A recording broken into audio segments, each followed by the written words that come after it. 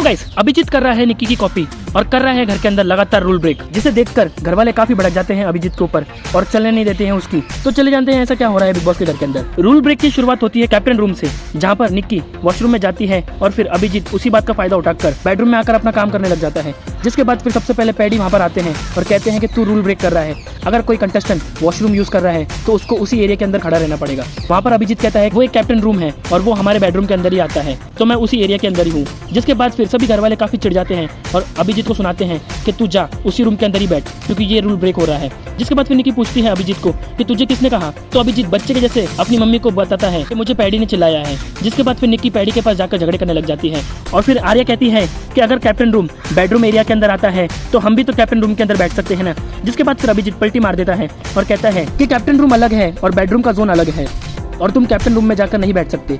Guys, यहाँ पर बता दे कि अभिजीत साफ साफ पलटी मार रहा था, क्योंकि पहले ही उसने कहा था कि कैप्टन रूम बेडरूम के अंदर ही आता है और यहाँ पर वो अलग ही बात बता रहा है।